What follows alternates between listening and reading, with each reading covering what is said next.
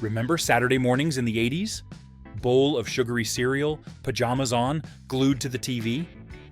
Well, what if I told you that some of your favorite cartoons were actually banned, censored, or pulled off the air because they were just too controversial? I'm talking about shows that parents' groups protested, networks scrambled to edit, and in some cases disappeared completely for decades. Today, we're counting down 12 cartoons from the 1980s that were deemed too hot for television. And trust me, number one on this list was banned for over 40 years. And when you hear why, you'll understand the absolute insanity of it all. Let's dive in. But first, if you love nostalgic content like this, hit that subscribe button and ring the bell so you never miss a trip down memory lane. Trust me, you'll want to stick around for what's coming. So let's start our countdown. At number 12, we have Dungeons and Dragons. Now, if you were a kid in 1983, you probably loved this show. 6 kids get trapped in a magical realm and have to find their way home.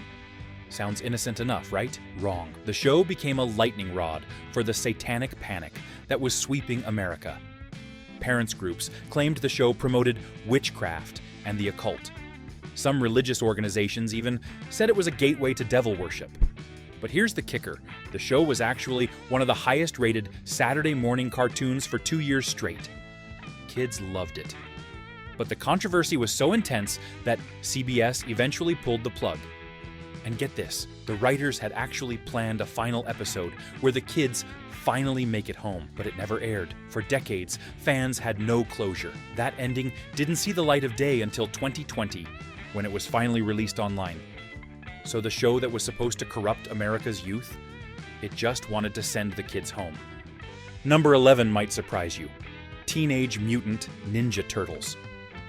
Wait, you're thinking, the Turtles were huge. How were they controversial? Well, in America, they were fine. But when the show crossed the pond to the United Kingdom, all hell broke loose. British censors had a problem with the word ninja. They thought it promoted violence. So what did they do? They changed the entire name of the show to Teenage Mutant Hero Turtles. Every time the word ninja appeared, it was dubbed over with hero. But it gets better. Michelangelo's nunchucks? Banned. Completely removed from the show. The British Broadcasting Standards Council deemed them too dangerous because kids could easily make them at home with a broomstick and some chain. So Michelangelo, the party dude, had to fight crime with a grappling hook instead. The irony? Leonardo's swords, which are actual deadly weapons, were perfectly fine. But 2 sticks on a chain? Too dangerous for British children. The censorship lasted until the mid-90s, when someone finally realized how ridiculous it all was. Coming in at number 10, Transformers. Now, you might remember Transformers as the ultimate toy commercial disguised as a cartoon, and you'd be right. But what made it controversial wasn't the blatant merchandising, it was the violence. See, Transformers had a body count.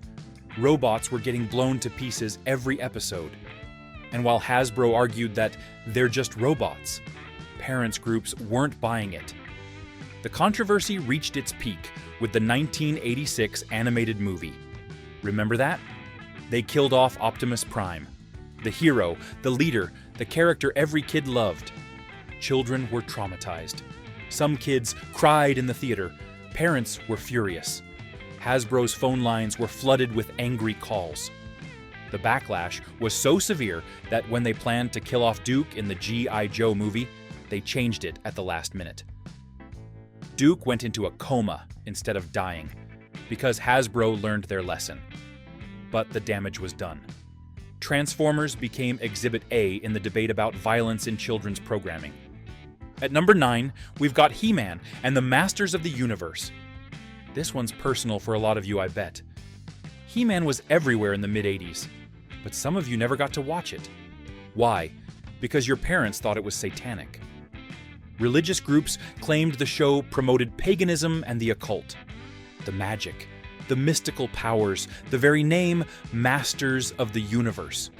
Some parents believed only God was the master of the universe. The controversy got so intense that Filmation, the studio behind the show, started adding moral lessons at the end of each episode. You remember those, right? He-Man would turn to the camera and teach kids about sharing or honesty. It was damage control. They were trying to prove the show had educational value. And it worked, sort of. The show survived, but the stigma stuck around for years. Number 8 is going to blow your mind. The Smurfs. Yes, those cute little blue creatures that lived in mushroom houses. Controversial. Conservative groups claimed the Smurfs promoted communism. Think about it, they said. Everyone wears the same clothes, shares everything equally. And Papa Smurf, with his red outfit and white beard, looked suspiciously like Karl Marx. But wait, there's more. Other groups said the Smurfs promoted witchcraft because of all the magic and potions. The most bizarre claim? Some people said Smurfette was promoting promiscuity because she was the only female Smurf living with 99 males. These were the debates happening in America in the 1980s. About cartoon characters 3 apples high, the Smurfs survived the controversy, but it just shows you how paranoid the era was about children's programming. At number 7, Scooby-Doo. Now, Scooby-Doo started in the late 60s, but it was still running strong in the 80s. And it had a problem. Parents' groups claimed the show was too scary for children. All those monsters and ghosts were giving kids nightmares. But here's the twist. Every single episode ended with the gang unmasking the monster to reveal it was just a person in a costume. The show literally taught kids that monsters aren't real. Didn't matter, the complaints kept coming. Networks responded by toning down the scary elements. They added Scrappy-Doo to make it more kid-friendly. They made the mysteries less spooky. And you know what happened? The show got worse. Fans hated it. The magic was gone. It's a perfect example of how controversy and censorship can ruin something that was working perfectly fine. Number 6. Thundar the Barbarian. This show had everything. Post-apocalyptic Earth, sword-wielding hero, wizards, mutants. It was designed by Jack Kirby, the legendary comic book artist. So why was it controversial? Violence. Lots and lots of violence. Thundar was swinging his energy sword, cutting through enemies left and right. Sure, they were robots and mutants, but parents' groups didn't care. The show lasted only 2 seasons before getting the axe. And here's the sad part. It was actually doing well in the ratings. Kids loved it, but ABC wanted the time slot for something else. Animated versions of Happy Days and Laverne and Shirley. Because apparently, Fonzie as a cartoon was less violent than Thundar. Those shows bombed within a year. Thundar never came back. At number 5, Voltron. Voltron was massive in the 80s. 5 robot lions that combine into one giant robot. Kids went crazy for it. But behind the scenes, there was a war brewing between the show's producers. See, Voltron was actually adapted from a Japanese anime. The American producers heavily edited it, removing violence and anything they thought was too mature for American kids. But the controversy wasn't about content, it was about money. The 2 main producers had a falling out over profits and creative control. They sued each other. Production stopped. The show that was number 1 in syndication just disappeared. It took until 2010 for the producers to reconcile. By then, a whole generation had grown up wondering what happened to their favorite robot lions. Number 4, Garbage Pail Kids.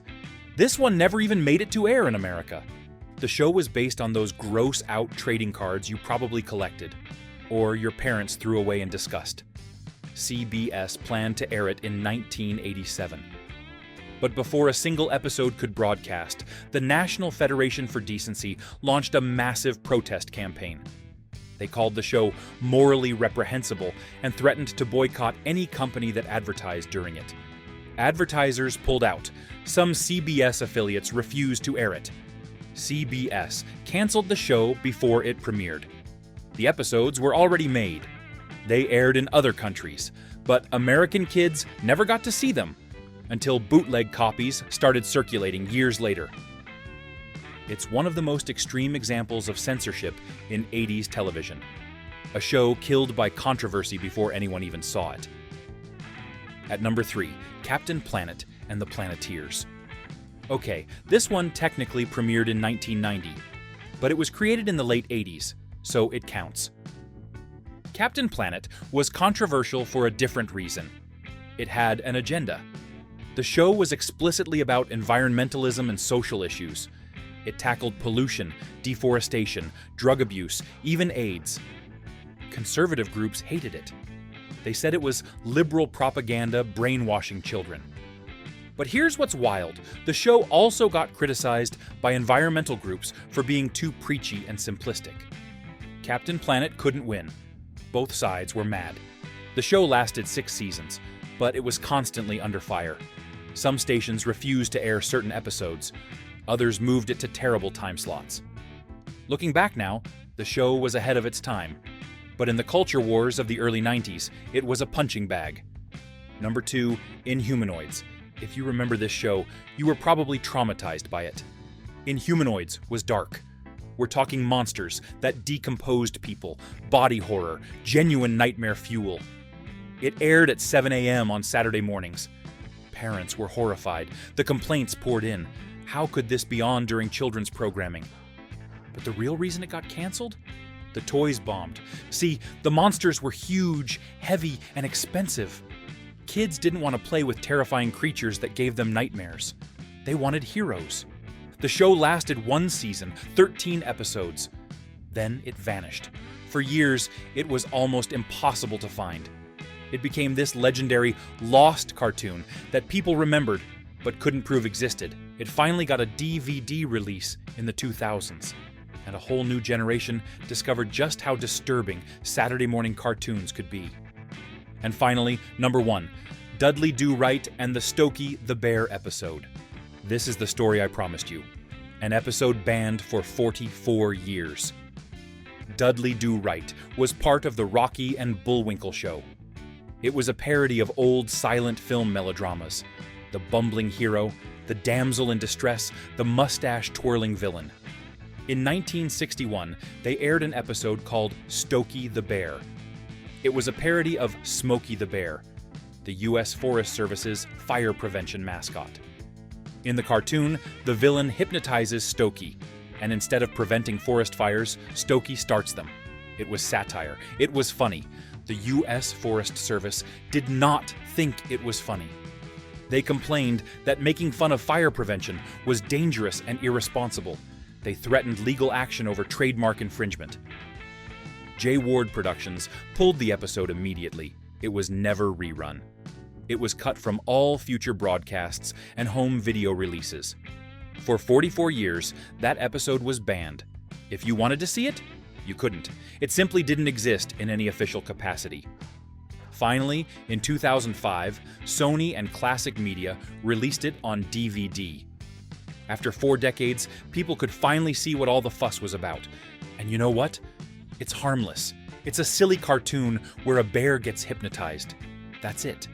But it shows you just how sensitive everyone was in that era. 1 complaint from a government agency, and an episode of a beloved cartoon disappeared for nearly half a century. So there you have it. 12 cartoons from the 80s that were too controversial for TV. Looking back now, most of these controversies seem ridiculous. But they were real. They affected what you could watch, what toys you could play with, and what stories could be told. The 1980s were a wild time for children's television. We got some of the greatest cartoons ever made, but we also lost some good ones to fear, censorship, and corporate battles. What do you think? Did you watch any of these shows? Were your parents strict about what you could watch? Drop a comment below and let me know your memories. And if you enjoyed this trip down memory lane, do me a favor.